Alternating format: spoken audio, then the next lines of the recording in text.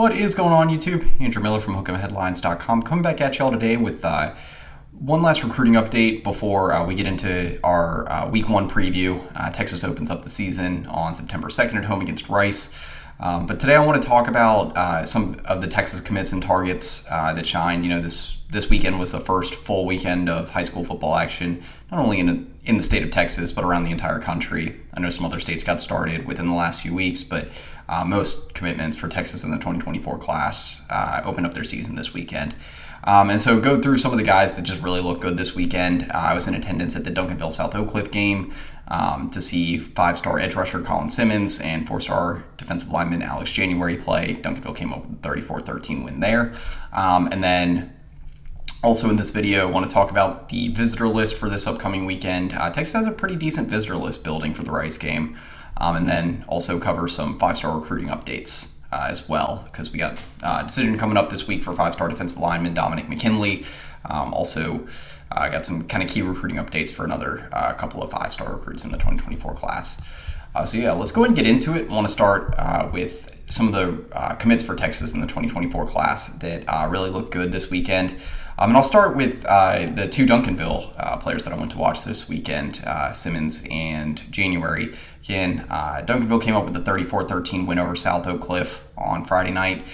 Game was at SMU Stadium in Dallas, but Duncanville kind of controlled the tempo the entire way. You know, they pulled out to an early lead, had a couple of really nice plays from Dakorien Moore, who had like nearly 300 receiving yards and 3 touchdowns. And then Caden Durham as well. He looked good, the 4-star LSU running back commit. But yeah, talking specifically for January and Simmons, I thought that they looked really solid. You know, they combined for, I want to say somewhere like a half dozen, probably actually more, definitely more than that, probably around 9 or 10 quarterback pressures. Most of those coming from Simmons. But January got some good push along the interior defensive line. He really impressed me in this game. You know, he's about 6'5", 325 pounds. Looks every bit of it. He does look like he's gotten a little bit bigger since his junior season. You know, saw him play one game in person out there last year. But he also had a couple of run stuffs. Just, again, really looked good along the interior defensive line. Plugged his gaps really well. South Oak Cliff has some double teams pushing up against him. But Duncanville has a really good defensive front. You can't double team too many players or else, you know, someone else is going to make you pay. But, you know, specifically for Simmons, I was impressed with the way he looked in run defense.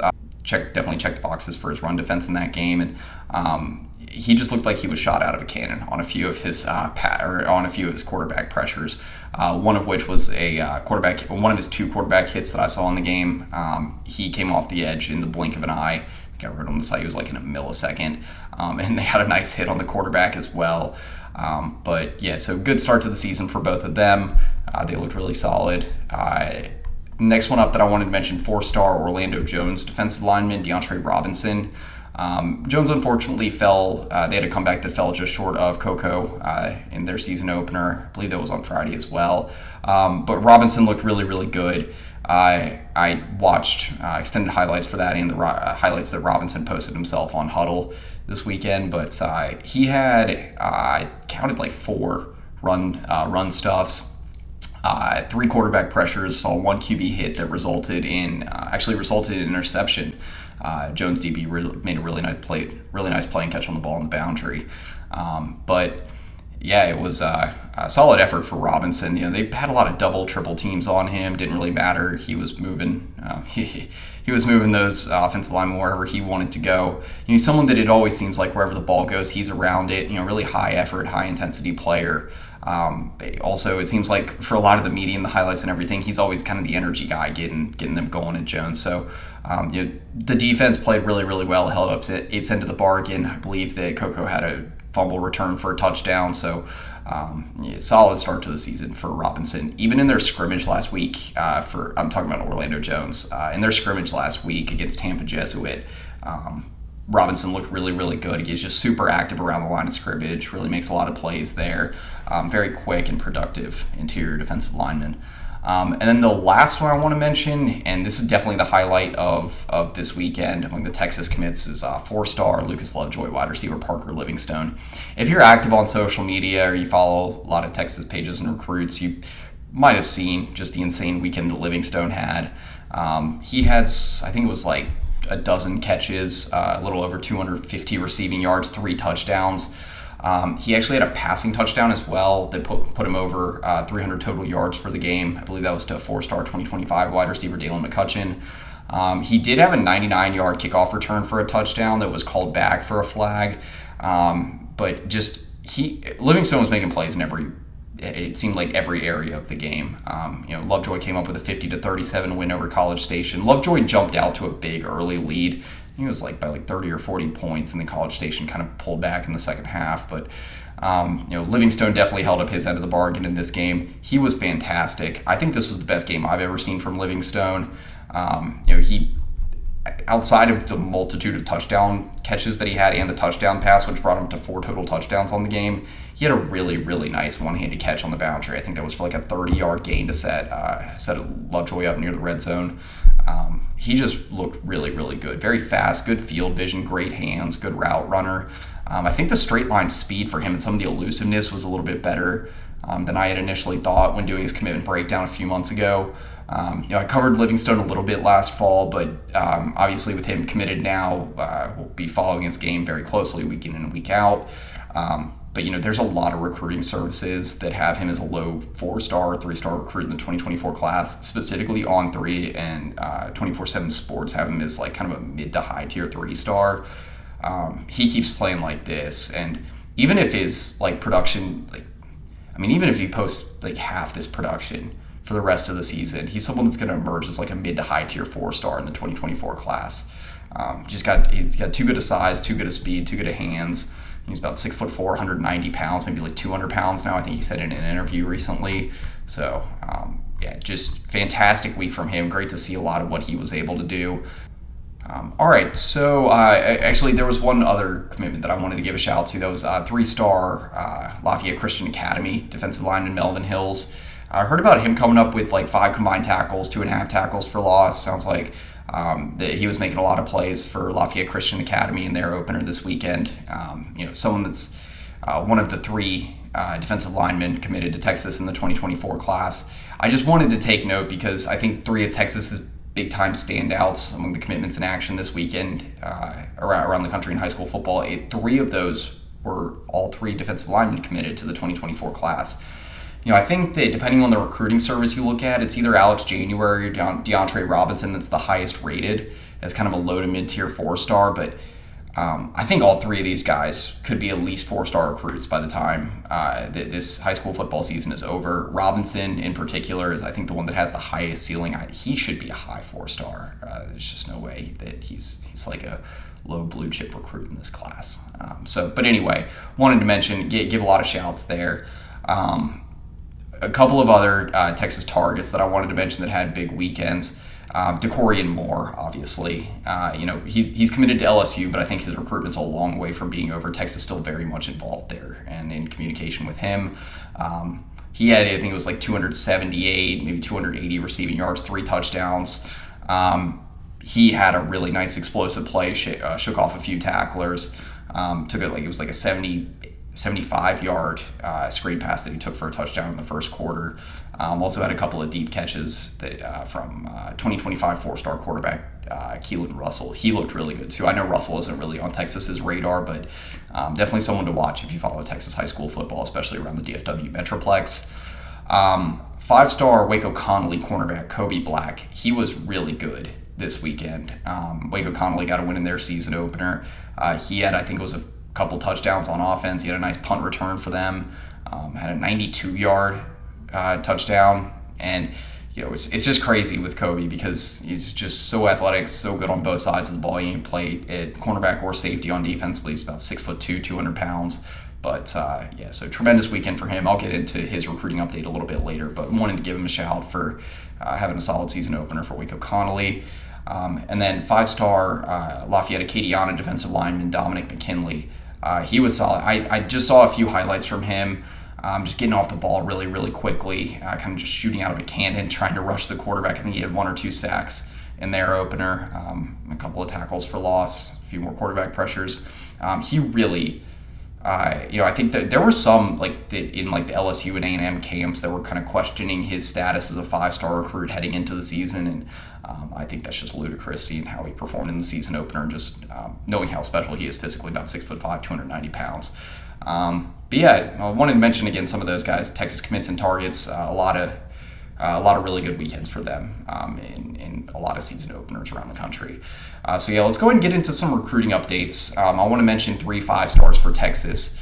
The first one, Kobe Black, again mentioned him earlier among the standouts from this weekend, but Texas continues to be kind of the trendy pick for Kobe Black heading into their season. I think they've kind of set the pace in this recruitment throughout the summer. He's visited Texas as much or more than any other school since the spring, including a late July visit before he went to College Station a little less than a month ago. But Texas, I think if Kobe is ready to wrap up his recruitment in the next few weeks, that obviously favors Texas. I think the sooner you can get him in the boat in the 2024 class, the better. I think if he extends his recruiting or his decision timeline, he'll want to take a lot more visits. I know that he's mentioned in various interviews during the summer that he wants to get out to some other games around the country this fall, but we've seen a lot of recruits in this class move up their decision timelines. I would imagine that could be the same for Kobe. Sounds like a mid to late September decision could be possible. Again, obviously, Texas the trendy pick here. The sooner, the better. He is kind of the must-get recruit at this point in the 2024 class after landing Simmons a few weeks ago. Next one up, I wanted to talk about Dominick McKinley. Probably should have mentioned him at the top, but he is the next big commitment date to watch for the Longhorns in the 2024 class. His commitment date is Friday, September 1st. That will be before, I think it's Acadiana's second or third game of the season. But McKinley will be deciding. He's got a top 5, deciding between. He's got a top 5 of LSU, Ohio State, Texas, Texas A&M, and OU. I keep hearing Texas A&M, and LSU, still a little bit of OU involved here, more so than Ohio State. But Texas and OU seemed like they were leading this for a lot of the summer, but Texas A&M has, I think, closed a gap here. LSU continues to remain heavily involved, but Texas, it seems like every conversation among top 2 or 3 schools for McKinley that Texas is involved in, him and his family like that kind of academics, athletics combination. Also, I think the proximity to home is a big factor here. Other than A&M and LSU, Texas is the closest among McKinley's finalists. I think that could kind of be working against OU in this recruitment, but I would peg Texas as at least the slight favorite to land McKinley. I know that he keeps a lot of things close to the vest. If you follow the reporting in this recruitment or anything like that, they don't let much information go. That camp's kind of airtight on that. But I like Texas where they sit right now. Bo Davis has a great relationship with McKinley and his family as well. I think one of the best relationships in this recruitment. Texas has a lot of factors working in their favor. I did an article at the site on Friday saying that Texas was leading the charge for McKinley heading into the week of his commitment date, and I still kind of feel that way coming out of the weekend. And then the last one I wanted to mention is 5-star wide receiver out of St. Louis University in Missouri, Ryan Wingo. Wingo, kind of the top priority at wideout, maybe the top priority among all of recruits on the offensive side of the ball for Texas in the 2024 class heading into the fall. Wingo, I think the 3 schools that are most involved here, Texas, Mizzou, and Tennessee. Mizzou and Texas have had the most hype in this recruitment in the last few weeks, but Tennessee still very much involved. The reason I wanted to mention Wingo here, I think that Texas has a pretty big opportunity to snatch some of the momentum back. Mizzou's been drumming up some momentum here lately, really since they landed that commitment from the number 1 defensive lineman recruit in the nation in the 2024 class. At least 2 weeks ago, a week ago, 2 weeks ago now, Williams Nwaneri. That definitely picked up some momentum for Mizzou, and Wingo plays high school ball in Missouri. From there, there's a lot of in-state pressure for him to go to Mizzou. They landed Luther Burden. I think it was the 2022 or 2023 class. He was one of the top wide receivers in the nation that cycle.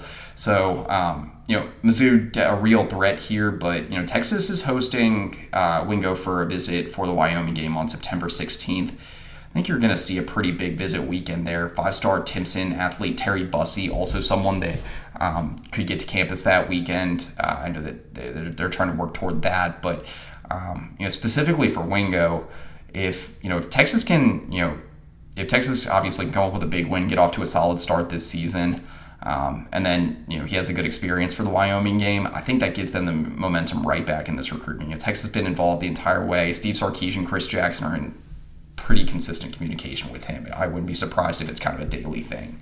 And so I like where Texas sits there. That September 16th visit is going to be really important. He's also visiting Tennessee for a game on September 30th. He's got a commitment date set for December 20th, I believe. So around I believe that's like the first day of the early signing period. But there's been rumors and reports of him thinking about, moving up that decision timeline. If he ends up having kind of a middle of the fall decision date, I think that really plays to Texas's benefit here. Could also for Tennessee, but if Texas can again get him back to campus, have one of his last visits before he decides, that's going to work very much in their favor. So definitely a recruitment I'll be watching moving forward, especially heading into that September 16th visit for the Wyoming game. And then to wrap up this video, I wanted to talk some about Texas's visitor list. They've got a few commitments in the 2024 class coming in this weekend. I think there's a few more that could end up making it for the season opener as well. But the biggest of the visitors this weekend is 4-star Florida commit and John Ehret, quarterback in Marrero, Louisiana, Wardell Mack. Mack's has been one of Texas's top defensive back priorities throughout the summer. He had a good, I think, late June official visit to Austin. But Florida ended up landing his commitment here a couple of weeks ago over Texas and LSU. I don't think this recruitment is anywhere close to done yet. Mack's taking visits to LSU, Florida State. I wouldn't be surprised if he makes multiple visits to Texas and LSU this fall. So this will be a big one.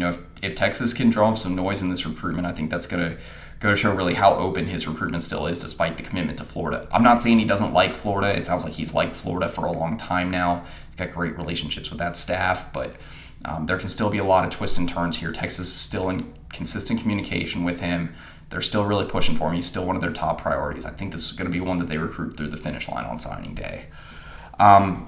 And then among the commitments visiting this weekend, you got 3-star Cypress Fair quarterback Trey Owens. He's a 2024 committed quarterback. 3-star Houston Langham Creek tight end Jordan Washington, and then 4-star Richland interior offensive lineman Daniel Cruz. Also heard that Parker Livingstone could make his way to campus this weekend. I think that was a Horns 24/7 report that mentioned that, but nothing confirmed there. Wouldn't be surprising if some other in-state commits make it in this weekend either.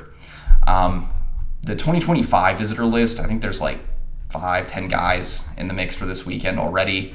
But the one that caught my eye is definitely high 4-star, 5-star offensive tackle from Denton Ryan, Ty Haywood. I think pretty much every single recruiting service has him ranked as one of the top 2 in-state offensive tackles in the 2025 class, along with Louisville 5-star Michael Fasusi. Haywood and Fasusi are kind of going to be the top 2 guys, the top 2 priorities at offensive tackle for Flood in state of the 2025 class.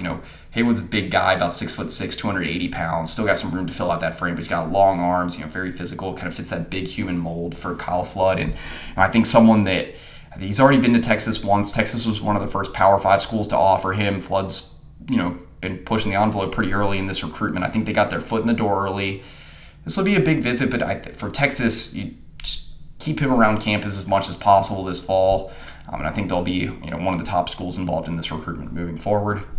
A few other guys that caught my eye among the 2025 visitors, 3-star Missouri City, Fort Bend Marshall cornerback, and I think some recruiting services label him just as a pure athlete, but Caleb Chester.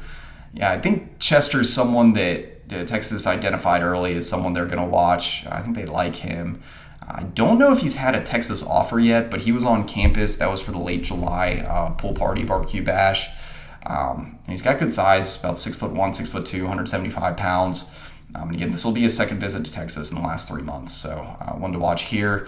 Another one that caught my eye, I know that Texas offered him early. It's 3-star, and just most recruiting services have him unranked, but Katie Paytow, edge rusher / defensive lineman, Carmelo Brooks. Texas offered Brooks already. He's got a handful of Power 5 offers. I think Houston, TCU, Mizzou have also offered him. UTSA among the group of 5 offers. But Texas, again, one of the early schools here. I know Bo Davis really likes Brooks. He's been to campus once before. I think Brooks got the offer coming out of the elite camp back in early June. But Bo Davis leading the charge in this recruitment. Be interested to see how many times Brooks makes it back to campus this fall. I think that'll just serve as a good indicator how much he's interested in Texas and vice versa. But right now, Texas is definitely one of the schools that's heavily involved in this recruitment. And then the last one I wanted to mention among the 2025 visitors for this weekend is three-star Hitchcock, Texas High wide receiver. Hitchcock wide receiver. I believe that's around Houston area. Kelshawn Johnson.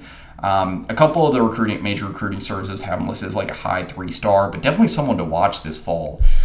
He's got a pretty impressive visitor list going. He's got Texas A&M, SMU, Penn State, Oregon, Ole Miss. Texas has offered him as well. He get about 5'11", 165 pounds, a really elusive guy. He's visited Texas A&M, I think SMU, Penn State already this offseason. And so I think this will be an important visit for Texas. Again, just another guy. It'll be interesting to see how much buzz there is coming out of the weekend and how many times he makes it back to campus this fall. Serves a good indicator for how much interest there is from both sides. And then the 2026 visitor, I think this is the only one that I've seen on visitor list for the weekend so far that's confirmed. And that is Fort Bend Marshall cornerback Isaiah Williams. Williams has a large offer sheet. Most recruiting services don't have a ranking for him yet, but I know he's emerging as one of the top in-state defensive backs in the 2026 class. He's got offers from LSU, OU, Nebraska, Washington, Baylor, Texas. He's racking up an impressive offer sheet so far, and this is one that you want. If you're Texas, you want your foot in the door early. I think he's made it back to. I think he's been on campus once or twice already, but he's definitely someone to keep your eye on moving forward in the 2026 class. One of the top guys in state on the defensive side of the ball. But anyway, that's pretty much it for this video. Again, wanted to cover some of the top Texas targets, commits, things like that in action for this weekend, first full weekend of high school football action in Texas. Recruiting updates and visitor list for this coming weekend. Stay tuned on the site and on the YouTube channel. We'll definitely have a lot more preview content coming up. Our preview show will be up here in the next few days. But for Andrew Billard, Hook'emHeadlines.com, that's pretty much it. Hook 'em.